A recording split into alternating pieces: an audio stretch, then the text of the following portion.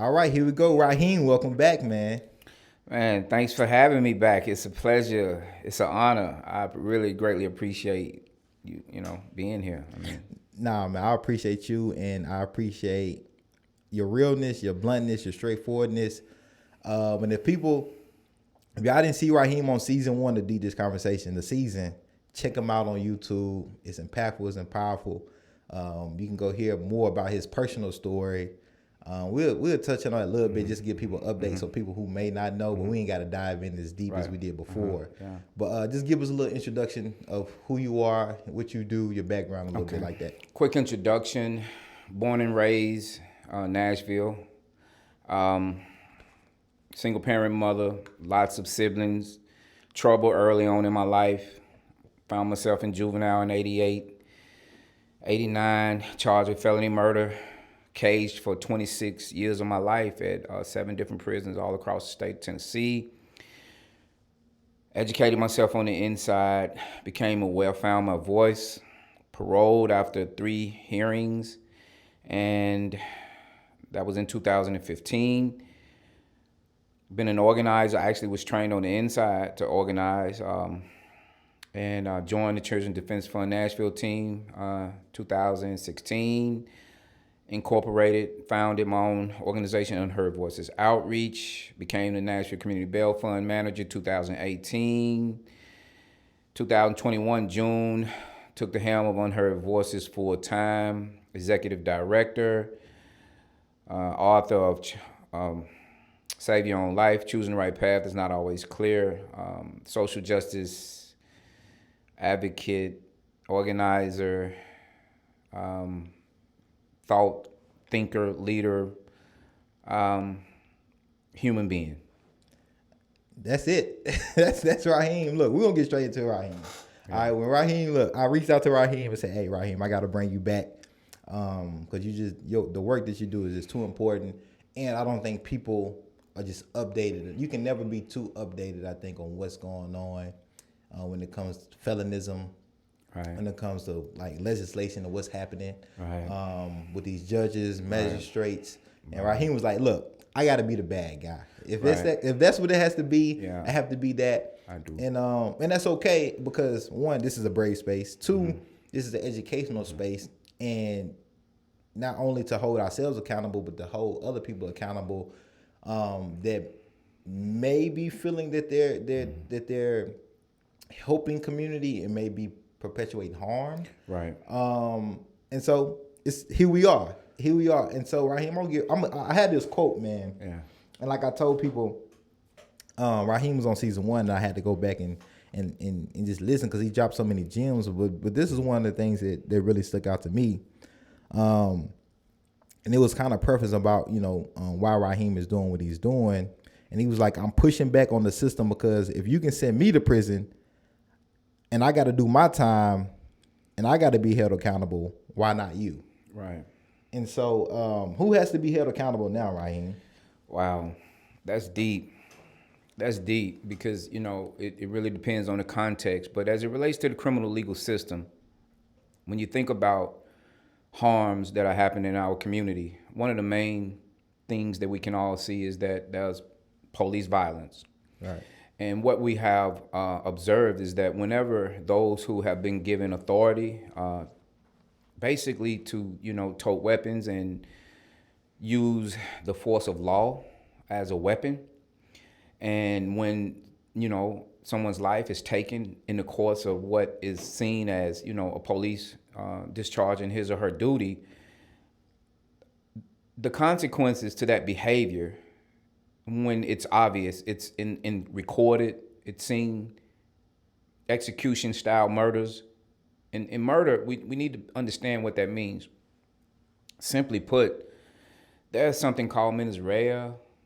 There's in this actus reus, and whether I'm pronouncing it correctly or not, the point is that you can have a guilty mind, and you can have what is called guilty act, and that's the physical activity.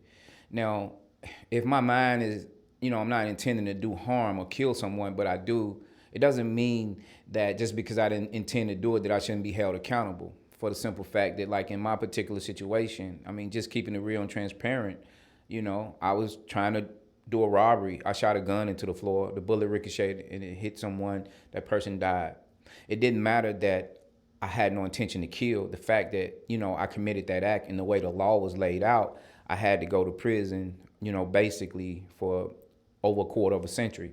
And when you see what's happening in the system today, when someone can be charged with, you know, a crime and it looks politically like, oh, wow, finally, and then they get indicted, and then the same person who is in power, a district attorney, can take and go behind the scenes, and then a deal can be made outside of the reach of the family, and someone can get a slap on the wrist for what, if you look at it, you know, action for action, harm for harm, 10 times worse than what I did, and then get a slap on the wrist.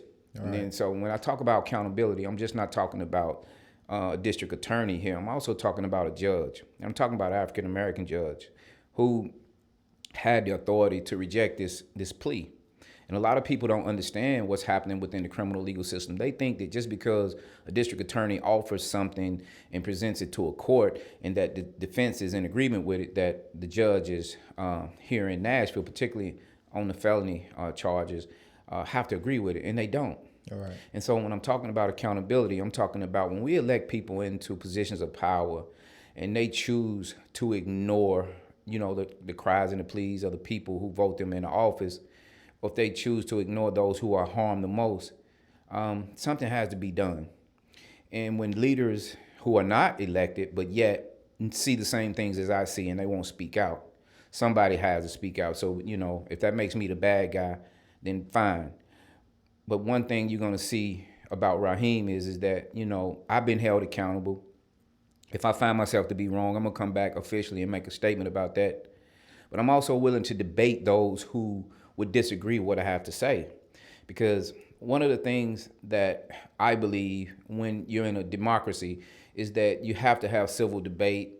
You have to have a way in which reasonable minds can come to the table and come to a conclusion that is fair and just and right. And we don't have that right now in Nashville. One thing that I don't know, we've spoken about and being on calls and stuff about it is not fair and right is bail. Right. You know, down in Chattanooga, they pretty much said, you know, hey, what they doing with bail is unconstitutional. Mm-hmm. Right. And pretty much is unconstitutional over the whole state. Mm-hmm. Pretty much. Mm-hmm.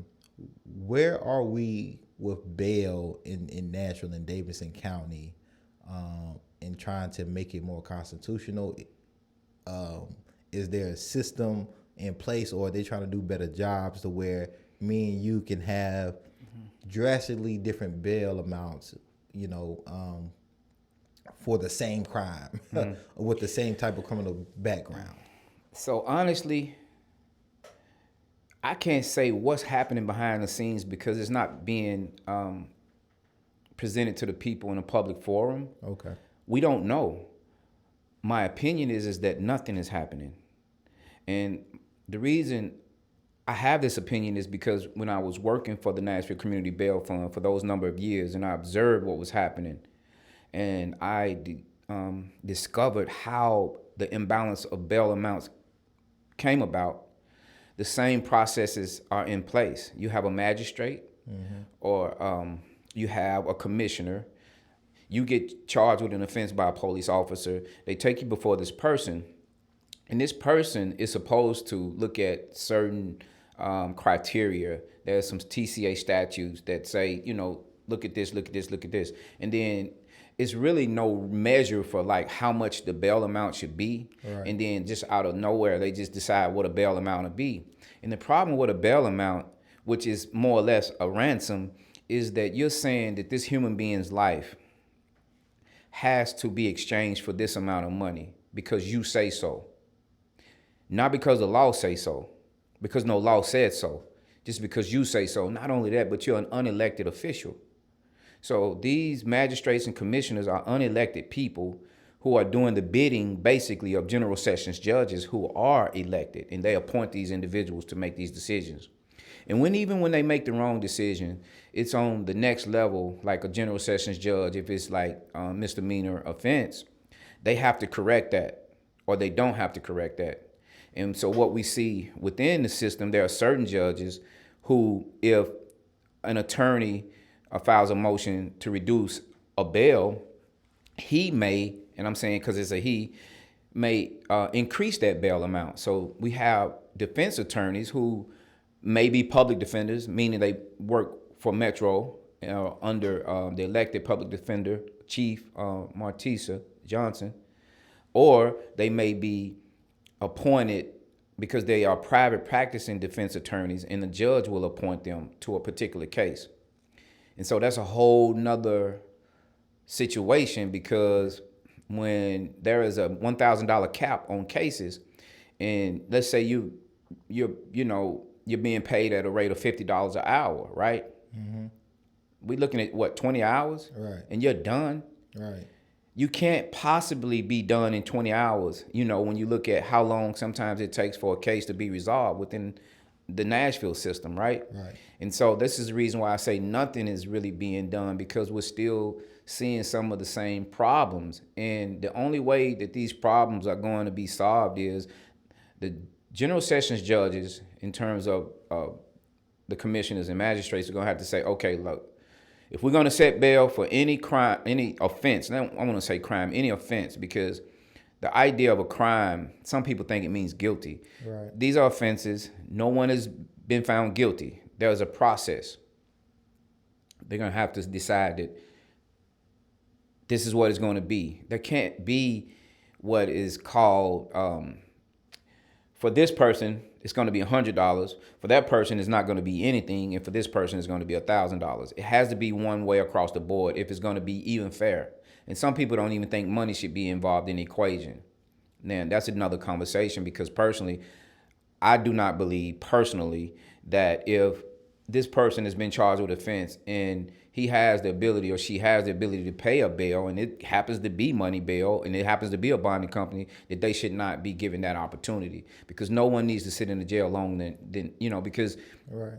Just to be arrested could traumatize you for the rest of your life. And so I don't think anything is being done, and I don't think that the judges are even really listening to the people, because they don't think that the people who are crying out really they have to answer to, because they don't think that's who their constituency is. They don't think that's who's going to be voting for them. And that's why coming, here in 2022, we're going to be, everybody is up, and so, it's like, who has the courageousness to say, I want to challenge you for your position because I believe that I can do a better job.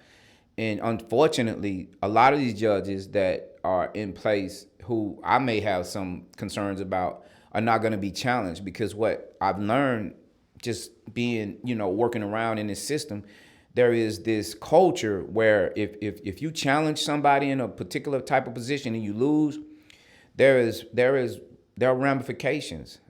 There's retaliation. There's consequences. And this even happens within the public defender culture, where this person who is a public defender might be a really top-notch attorney, but going at, a case really hard and strong, the judge might have an issue with you. You saw how strong and powerful a DA could be. We have a DA that removed a mayor from office. Mm-hmm. Man, we have to understand what's going on. Right. And so if I upset this judge and I have to be in his courtroom or her courtroom often, and they didn't like that I filed a couple of bail reduction motions. They didn't like the fact that I filed motion to suppress evidence. They didn't like the fact that, I was filing, challenges to various processes that I felt were wrong. And so, with attorneys, public defenders, and private practicing indigent defense attorneys is what I'm talking about. I'm not talking about paid attorneys. They're handcuffed. Right. Because they have to decide, like, am I going to practice law, or am I going to feed myself? Mm-hmm. And that's why I said, when I'm talking about being a bad guy, because we have to get into the truth of why, and this is my opinion. Like I said, I'm willing to debate anybody who has an issue with what I have to say, because they won't win. Right. Because I happen to understand that if you are a indigent defense attorney, and your livelihood is based on how many cases you get, I'm a judge, and I'm handing you 10, 20, 30 cases a year or 6 months, and it's $1,000 a pop. I have a vested interest as a judge in putting people in my courtroom who can keep the situation fluid, so I can maintain my docket. And so if you can kind of like microwave people through my courtroom, right? Because if I'm going to trial every 2 or 3 days, I don't have, the time to handle all these guilty pleas over here. So like just 15% of the people decide to go to trial, it'll basically shut down the system here in Tennessee, in Nashville, and probably across the United States of America. Wow. Because more than 85% of people who are charged with offenses who end up with guilty verdicts, whether they plead guilty or it's basically pleading guilty. I mean, they're pleading guilty. Right. And they're saying they're plea bargains.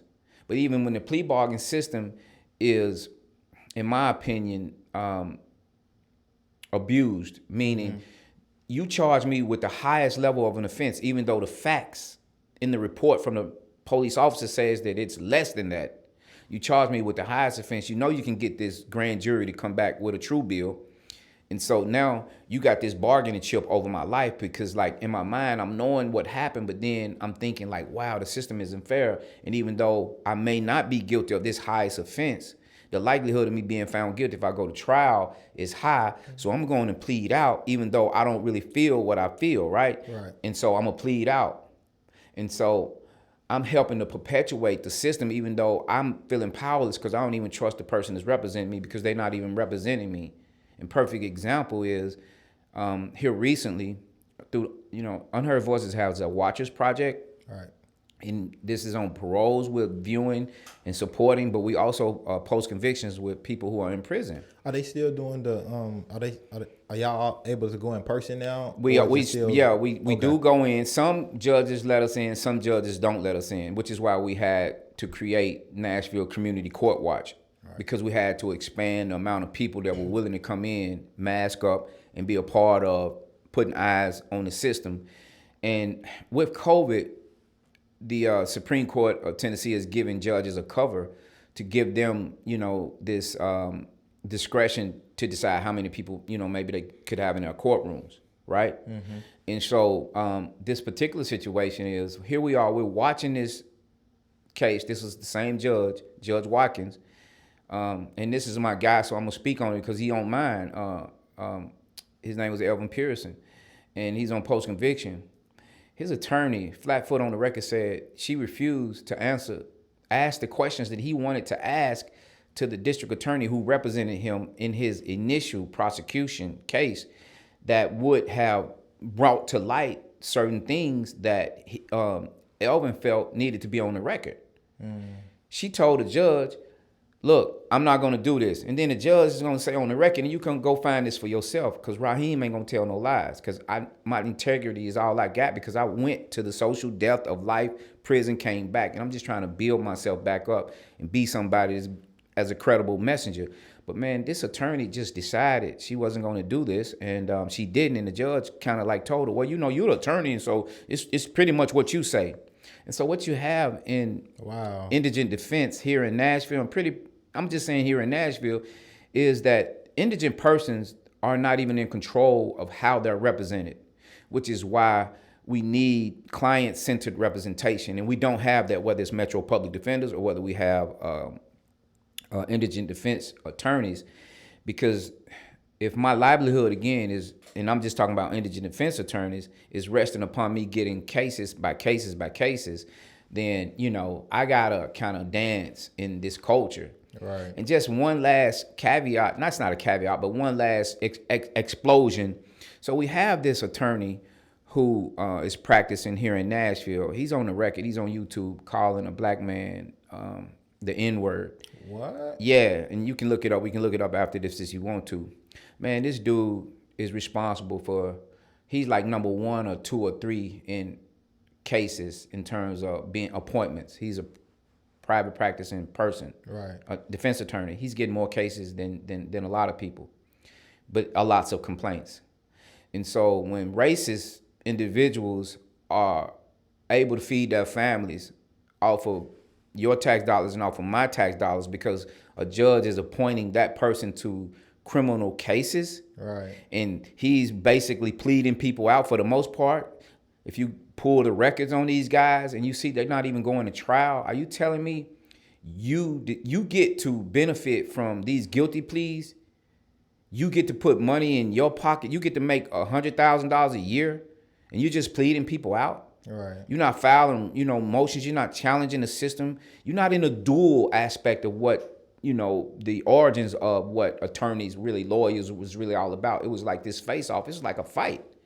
And so, when I say being a bad guy, somebody had to say what needs to be said. That's the truth that can be bagged up, that any reporter can go and look and find that what I'm saying is true, because I was there and I seen it for myself. I looked it up for myself, and man, it's bad. How are things like this going unheard of? Because people like me in the legacy media or the traditional media, they don't want us to know.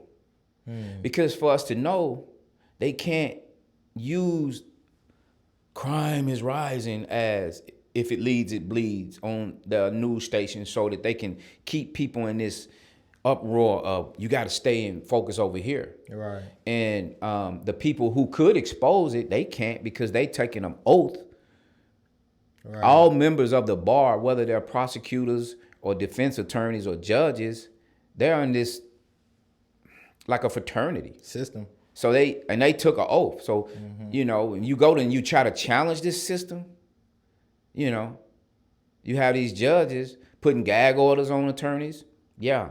You have these judges filing complaints to the Board of Professional Responsibility.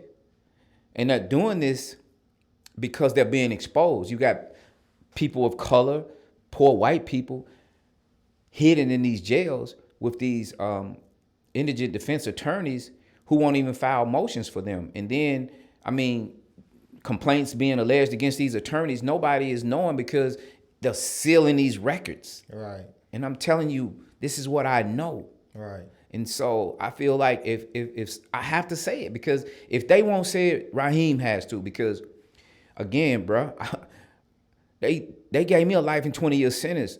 And I didn't try to do that, man. And then this dude tried to kill, my brother, but he killed my sister. He gets 6 years.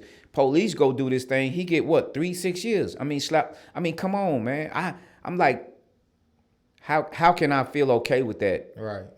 When I had to face death a couple of times after what I had done because of what happens in the prison system and the violence within the physical violence. That's not even counting, the violence of the policies and the racist actions from various places within the criminal legal system. And so, yeah, I feel like I have to be the person. Who else is going to be? Right. And, and when I know I'm speaking facts. Right. See, I'm not talking about truth. You can argue with truth, right, because is it your truth, his truth, or somebody else's truth? You can't argue with facts because facts are based upon evidence that we all can observe. Right. Documented. Exactly. Man. And so being the bad guy, and I wouldn't even say you the bad guy, to be honest. Just being the guy that's presenting the facts to the community, how does the other side look at you? How has the response been to that? Well, because I think it's needed, and nobody's above being held accountable, especially if it's facts to prove it. Mm-hmm. And like you said, hey, come debate, let's have a conversation about it. If you feel what I'm saying and what I'm presenting is not factual, if you have alternative facts, present them. Yeah. So I don't think they see me or hear me in a way, because like I said, it's only when we get opportunities like this to speak. Right. And I think, there are like 3 or 4 judges that I would say I can respect in terms of, because I've had at least a conversation with them. Mm-hmm. The prosecution, I really don't know, because I don't encounter them much. The ones that I did, they no longer work for the prosecution, so I don't know. And I'm not saying it has anything to do with me, but, you can't live a lie and say you have integrity. You can't say that you believe in justice and somebody's crying out for it and you won't even, transport their voice out of the jail into somebody's, you know, space that can, you know, amplify that voice. I don't really know what they think, because the prosecution, I don't know if they're really, I don't even know if that's where the problems lie. I think the problems lie with those who are in power positions, who are elected officials, and they see things that are wrong and they choose not to do anything about it. And whatever they choose to do, a lot of it looks like show, but there's really no real action. Because the thing about the criminal legal system is that you can know who's who just by, because it's public records. You can find out who's filing motions. Mm-hmm. You can find out who's filed, you know, whether it's on bail or other things. Everything is available for the public to see. And you can see which judges are appointing certain attorneys. I mean, there is a list, and I can provide this list to you after at some point, of who all the indigent defense attorneys are, how many cases they're getting, and, you know, what are some of the outcomes. You can kind of look for yourself in these particular cases. So right now, I'm going to just go on the record and say that the criminal legal system is a business. And the business that the criminal legal system is, it's commodity. It's commodity as human beings. Mm-hmm. And this system needs people to be charged with offenses to justify its budget, whether, you know, it's the court's budget, whether it's, you know, the jail budget, whether it's the Tennessee Department of Corrections budget. It has to have bodies.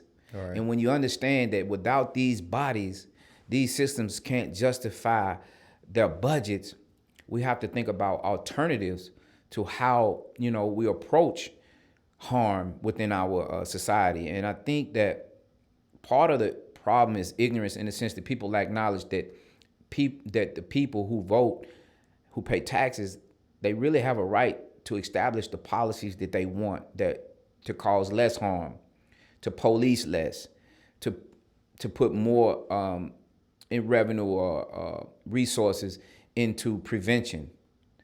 How does that happen? Because at the council level, you know, there's many organizations, there's many different bodies of the community that says, hey, we want to take these funds out of the police department or out of this particular area of public safety and put it over here, mm-hmm. right? Still keep it in public safety, but everything mm-hmm. doesn't have to involve, in this case, the police, right? Or let's put funds over here, right? And we see time and time again mm-hmm. that, you know, our council decides not to put the money in other areas that could benefit the community, you know, what different bodies of community mm-hmm. say that they want. Mm-hmm. And so how does that happen? How can we get these decision makers, these policy makers to listen mm-hmm. to what we want as a community, to different alternatives that are currently happening?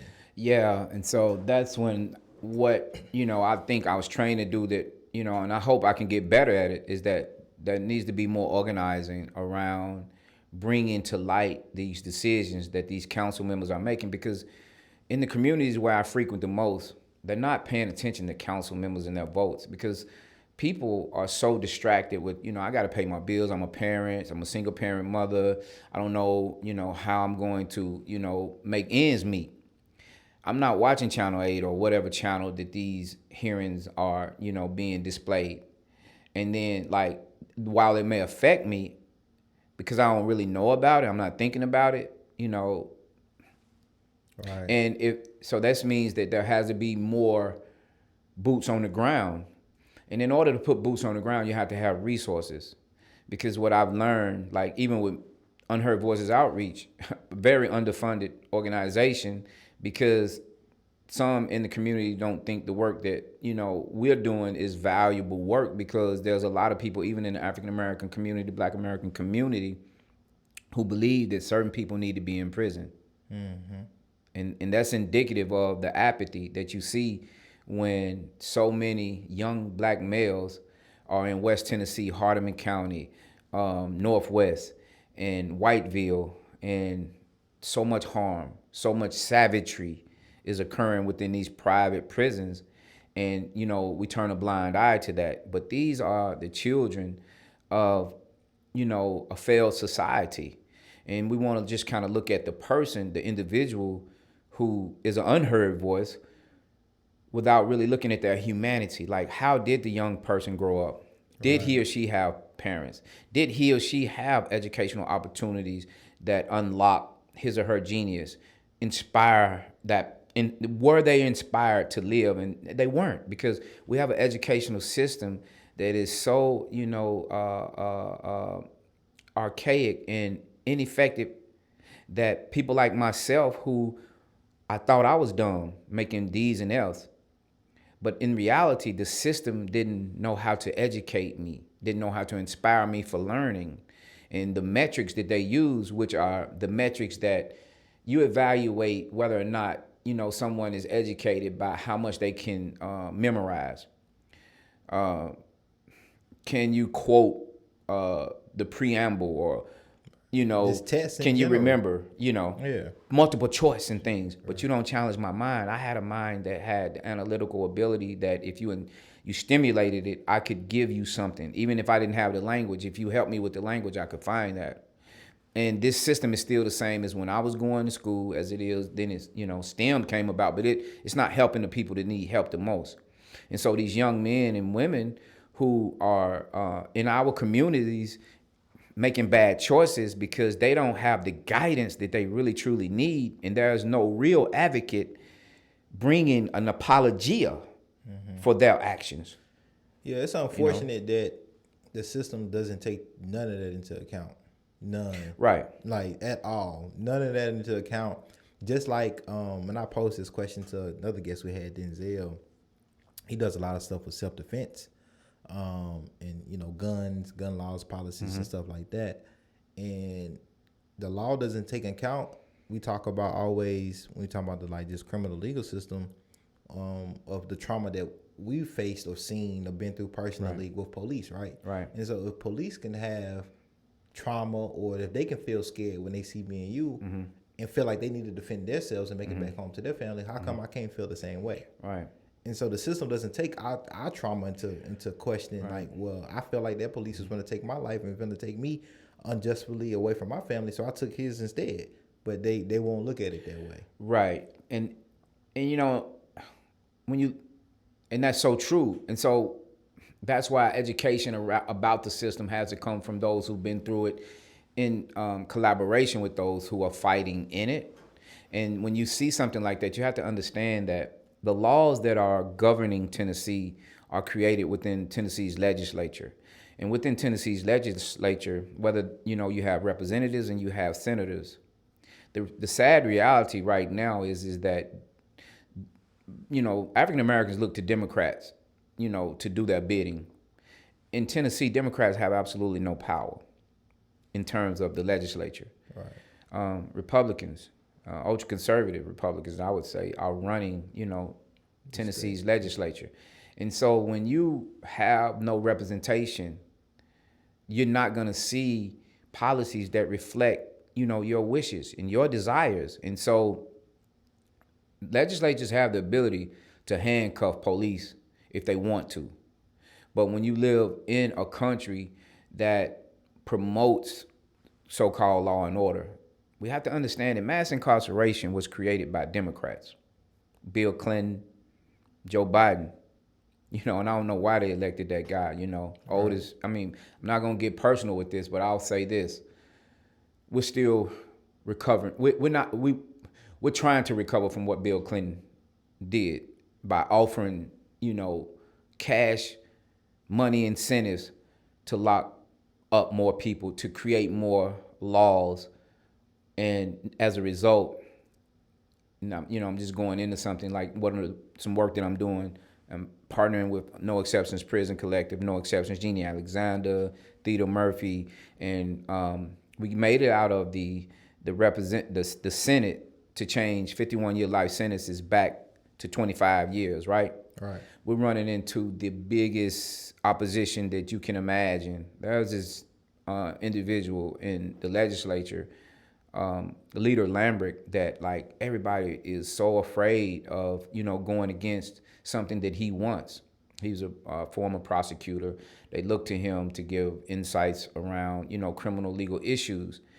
And unfortunately, he doesn't want to give people an opportunity to live again after they mess up, even though we live in a country that says it believes in second chances. We live in a country where, everybody here other than the indigenous people are immigrants coming, second chances. Now, African Americans were the only people who did not come here on our own volition and choice. And so that's a different dynamic. Right. And that's a whole nother conversation. Right.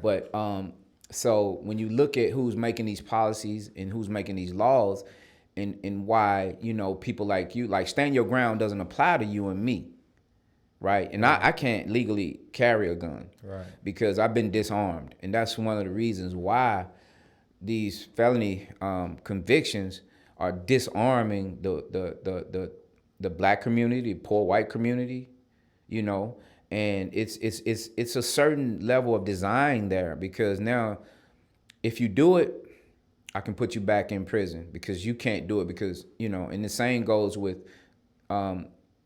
taking away voting rights. Right. My state is telling me, state in which I was born and raised, is telling me that, I can't vote for the rest of my life. Right. But I didn't storm the Capitol. I didn't commit treason. Mm-hmm. I didn't commit sedition. Right. But because of the situation I found myself in my third attorney, and I'm taking this time, no one ever said that, in addition to this life and 20-year sentence, you are giving up parts of your citizenship. Right. And you, because back in the day, the 3/5 of a man law or practice was about white slave owners having who, were considered property, like 3/5 of a man, and you put so many of them together, they had more voting power, right? Right. And one thing about a democracy, and the easiest way to undermine a democracy is to undermine the vote. Right. And when I can decide through the stroke of a pen, I can erase somebody's citizenship just because I believe, well, it's not that you believe, because people in prison used to vote. Mm-hmm. In the 80s, early 80s. So it's not. It's a new. It's a new. It thing. is a new thing, and It's this a new new thing, you just to get some context, is that because these politicians didn't want to go to prisons and ask for votes. These politicians didn't like the idea that there were voting blocks in communities where they had a lot of prisons, right? Mm-hmm. And so to change the rules in advantage a certain group of people, you just take away the voting. But my belief, having been born in this country, is that the only way that you can take and should take, if ever, and you should, if a person forfeits their citizenship or commits treason. Other than that, no one should ever lose his or her voting rights. People in Israel never lose their voting rights. In fact, the individual that assassinated the prime minister, Rabin, he voted in prison. They vote in Maine. They vote in, that was another one. And now in Illinois, the day you walk out of prison, you vote in. It doesn't really matter, what particular offense. But this is why education is so important. And this is why organizations like mine that are underfunded, why we can't get out and push the message that we need to push, that is a factual message, not made up. See, we're not using hyperbole and hype to tell you. I'm telling you or just facts. Feelings. Yeah. Or just feelings. I'm telling you facts that we can't vote because the people in power say that we can't vote, not because necessarily the people on the ground but agree with it. Right. Because they get a narrative, if at all, from those who they vote from, and says, we got to be tough. They shouldn't be doing this. You think that I shouldn't vote because I got convicted of a felony, but that's not the reason why. Right. That just happened recently. And so there's a lot of things happening within the criminal legal conversation and actions that people like me, if we're not speaking on it, right, it's probably just hype. It's not even real. And so if you put it like this, if all of the life forms in the jungle could tell the story about what has happened over the course of time, what would the narrative be? It certainly wouldn't be what, we tell ourselves about what's happening here on this planet. Right. And the same thing goes. The victor gets to tell the story. Right. And so, I'm a survivor of the prison industrial complex. I'm also considered someone who, a victim in the sense that my sister was murdered. And so you have those who are weaponizing victimization and helping to create policies, and who are primarily white female voices influencing law in Tennessee legislature, while the majority of those who are actually murdered are coming out Shelby County, Davidson County. But you have these voices of people who haven't even had a family member killed. They just advocates, they getting jobs, and their voices are louder than those of us who actually have experienced it. And for myself, I experienced it on both sides. Right. And so when people can make policies who really don't have direct experience, it's going to always be unfair. Right. And that's due to the lack of resources, like organizations like the Unheard Voices can't get. They don't have a machine. Aren't very popular. And because, our work is basically about liberation, because when you help somebody who's been in prison for 10, 20, 25 years get out of prison, whether it's Cyrus Wilson, whether it's Don Clemens, those are most popular people that, Unheard Voices built some teams around, Choosing Justice. We had people like Davy Tucker, American Baptist College, No Exceptions, Vanderbilt Prison Project. We're coming together. We're actually collaborating to get individuals out of cages. Right. And that work isn't seen as, valuable work. And, I want to speak on the record about, we put so much money into bail, like donating, like, and something I had to say to the people, is that like it's a million times harder to get somebody out of prison than it is to get someone out on bail. And my analysis is that some of us believe that as long as you don't get the guilty verdict, I feel comfortable donating to this cause like it's bail, because, at least you're not guilty yet. Right. But the moment they ascribe guilt to you, people throw you away. And like you never existed. And then you come to ask and they say, well, I really want to, help with the kids, and they used to be kids. Right. I know you have bought into this false narrative that because this person is 18, 19, 20 and whatever, that somehow their childhood doesn't count anymore. Right. And yet, if you with wealth get arrested, the first thing outside of bail is you're getting a psychological evaluation. They're going to make sure that your mindset and the things that happened to you as a child are going to be made a part of the record. And as you said, some of those things don't even matter, the traumas and things like that. How can it matter if 85+% of those who represent, these individuals charged with offenses plead them out? They don't have a trial, so certain things never are ever going to be on the record. Right. And justice is not defined by the facts and the truth of, or the facts of, like what actually happened. Justice in the judicial system in Nashville is determined by the process. Well, did you get your rights read? Yeah.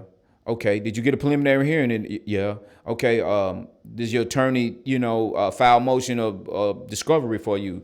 And the processes is how they define justice. It absolutely has nothing to do with delving into the causation of why a person made a bad choice. So what is justice to you then? What does that mean? Because I know justice is dynamic, and I think we all say sometimes we want justice, but justice can mean different things to different people. Right. And so asking you, Rahim, what does justice mean to you?